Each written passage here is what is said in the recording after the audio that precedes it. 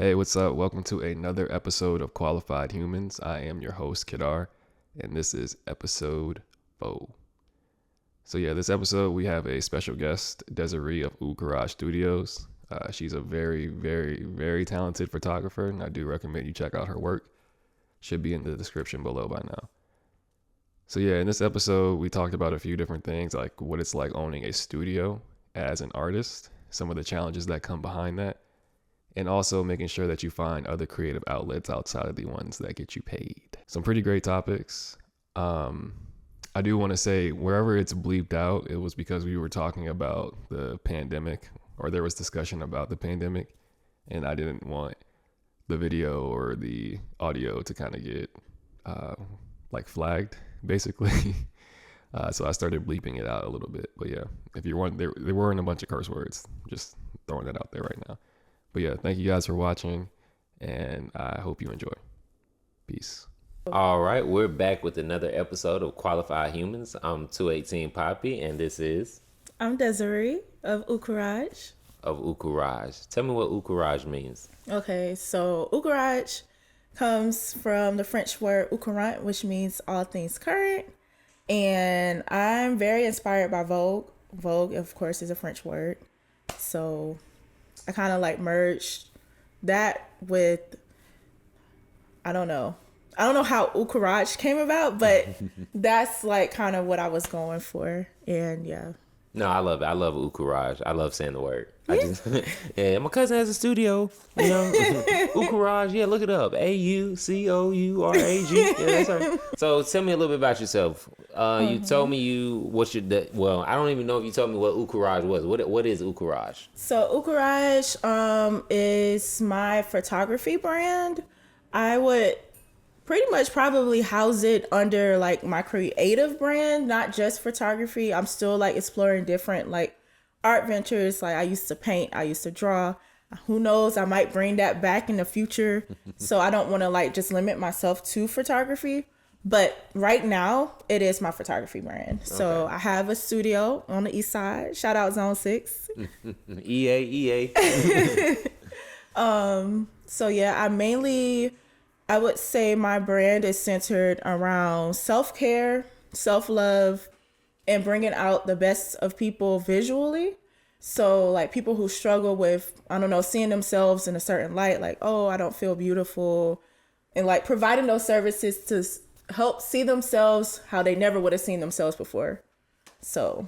Okay. And how long have you been a photographer? Ooh, probably since I want to say 2012 is when I first started shooting. And then I would say business-wise, when I first started taking on actual clients, I would say 2020 is when I really took myself serious. When I looked at myself as a business, got my LLC, all of that. It was all together. Okay, so is 2020 when you opened the studio? I would say that was 2021 of February. Oh, okay. So it was a year after you was okay, I'm getting serious. That's quick. That's quick. Nobody I know says I'm gonna take photography serious 1 year and then has a studio next year. To be honest, COVID had his hand in that. I lost my job, my corporate job, around COVID time. And from there I was okay, what the hell am I gonna do? Yeah. Because, I have an art degree. I don't really have, too much knowledge in, other areas. So it's finding another job, especially during COVID, that whole situation was Yeah. COVID had everybody going crazy. The world was twisted on its head. It's going to be COVID is going to be 9/11, just one of those years that, a pivot year, I would say. Life changed. At what point did you know, you said you have an art degree. At what point did you know art or creativity was your lane? Kindergarten. So you always knew kind of. Yep. I remember when they used to pass around the papers, what do you want to be when you grow up? I was an artist. So art has always just been there. That's the only thing that I felt connected to. I was good in science, in math. Those were my strongest areas. But as far as feeling whole, it was always art. It was always art. I was doodling in church, doodling in class, It was just And always there. So did your mom support that very much when you were a kid, or is like you something you just did on your own? Well, both. So also, I would like to add, I am an only child. I grew up an only child. So you had all the attention. You had all the attention. Pretty much, but that also meant a lot of time to myself. Yeah. So, like, of course, like, you can't play board games and stuff by yourself. So art was there, Yeah. You can draw, color, create stuff. Self-expression, exactly. And I felt like that's how I found myself too, through art. That's dope. That's dope. So what has been the biggest challenge becoming the artist you are today? What was it at what point? Because I mean, being an artist myself, I know at some point we're like, man, I should just give up and get a 9-to-5. At what point were you like, man, should I just give up and get a 9-to-5? Business. The business aspect. Of course, when you want to make money from your art, you have to be business savvy. And that's just something that did not come naturally to me. I had to learn on my own. I never took any business classes. So learning how things work in that mind and just having the mind of a business person is completely different from an artist. Yeah. So, and I still struggle with that to this day. It's constant battle. Yeah. Constant battle. Okay, we're gonna scrap that. I messed that up. What are the things you like to do to keep you inspired? I know as being a photographer, you can take pictures all day, but to make those iconic images and I've seen some of your photos. You make beautiful work, and you've shot me, and I love it. So what keeps you pushing for a different view, something new? Okay, it's a few things. One is not being too much on social media, because that will actually deter me from creativity, it turns into comparison, and that's never good. Two is community. So recently I got into going to photography conferences and learning and just being around people who's actually making a living off of this stuff, and then just seeing how they work and how they do things. It gets me so inspired. So that, and then lastly, doing personal projects. So it's easy to get tied into the money aspect, where it's I'm just focusing on getting customers. I'm just focused on getting clients and stuff like that. But if you don't make time for yourself within your craft, then that's when the creativity starts to die. You lose a part of yourself. And that's what my next question was how do you recharge? But I was going to say, I'm assuming that's how you recharge is your personal projects. Yep, which I actually need to get back to that, because I feel like I'm in that space where I'm creativity is starting to die. I need to find myself again. I need to pull myself back. But yeah.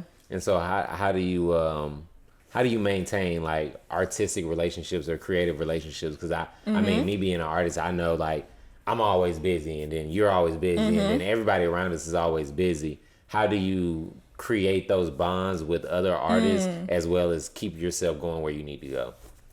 I'm going to say this. I feel like you shouldn't make what you do your personality. You should have other interests. Of course, with the models and stuff I work with, I love photography. I can talk about photography all day, every day. But I feel like if we don't have anything else in common, it's hard to make it, what's that word I'm looking for? Authentic. Yeah. Have an authentic relationship. So the people that I work with, we sometimes go get a drink. We have lunch together.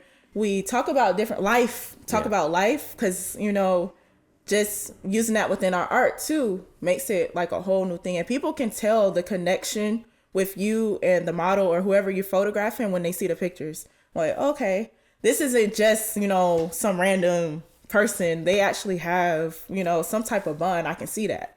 But yeah. And see, that's a hard thing for me myself, because when I deal with people, I care about your life. Yeah. And it's if I can't care about your life, it's kind of hard for me to work for you. I can't work with just anybody. Yeah, I can't. I can't work with just anybody. It's hard for me to just put out there, model call, model castings. It's good for me to have my go-to people. They're okay. I'm hey, you busy? Let me. You trying to shoot? What you trying to do? So yeah. Yeah, no, it's definitely hard. So what do you do outside of creating, or what do you do for fun? What do you like to do?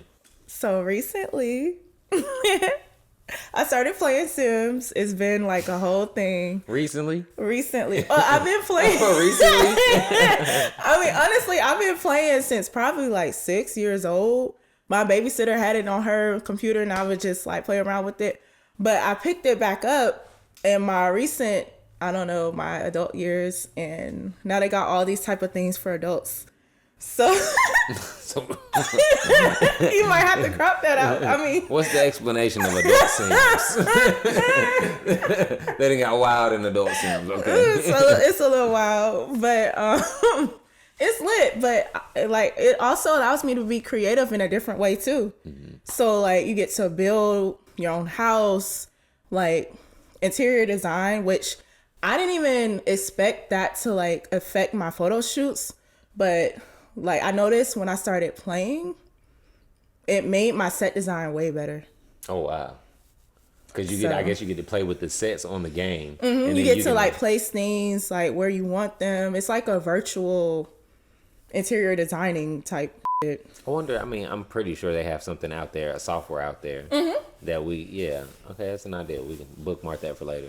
But yeah, so you said it's helping you create different sets. Have you created a full set in the Sims game and brought it to life? Ooh, that's something that I never thought about. And I've been thinking about like even just using it for like marketing. Like what if I stage like my studio as like in the Sims and then like market it, I don't know, like create a whole commercial and like just record it in Sims. And I was thinking that would probably be funny. Lit. That would be real cool. That's lit. And I mean, even if you wanted to just change around things in your own studio, you can make that mock up on Sims and then kind of like the kids do with Roblox or something. You know? Yeah. I mean, is it Roblox? Yeah, okay. Or Minecraft. Is it Minecraft where they build stuff? It's Roblox. Okay. Yeah, but that would be really cool. So, do you travel a lot? Do you like to travel? I absolutely love to travel. It's actually a requirement every year. Like, I don't care what's going on. I don't care what my financial situation is. I have to leave the country at least once a year around my birthday. Have to. And what's your most favorite place you've been? Whew, that's tough. That's really tough. I'm going to say... I want to say... I have to revisit Japan as an adult. So I don't want to put that in there yet.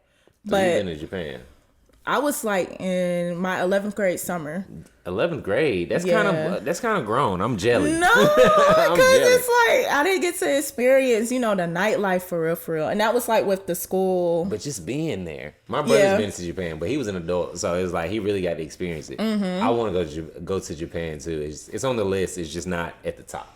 Yeah, despite what they got going on right now, you're going to have to cut that out. Yeah. What they got going on in Japan? They kind of like, they're like really against tourism right now. Like, they trying to like block all that. American tourism or tourism Just in general? tourism in general. Like, they don't want people coming into their country. Oh, wow. Type shit. And see, that's why we're not going to get into that. Yeah. Let's move forward. Yeah, it's the whole thing. But I will say, so one of my favorite countries to travel to, I did enjoy St. Lucia. St. Lucia's probably like at the top. I like how small the country is, as far as like everybody kind of like knew everybody. Everybody kind of like looked out for each other. And I that was my first solo travel destination. And I felt safe. Like, it was lit. Oh, wow. That's cool. It was really lit. So you plan one every year. Where you going on your next birthday?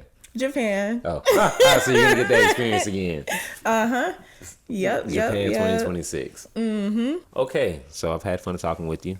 It's time for you to go. No, I'm just kidding. It's my house. But right. I kick you out of your own house. Get out. But is there anything you want to tell everybody? Tell the people, promote, show, coming up, new work? I just started shooting boudoir. So for couples, for singles or whatever, just hit me up. But yeah, I shoot pretty much almost anything that has like a fashion type style or whatever. I don't know. Y'all can follow my work on Instagram. I'm on Pinterest as well. Everything is AU COURAG, and that's spelled AU space COURAG. Google me. You can Google me, baby. But yeah, that's pretty much it. All right. Well, thank you for coming to another episode of Qualified Humans. My name is 218 Poppi, and I'm Des. oh, you forgot. Hey, but thank you guys. Have a good one.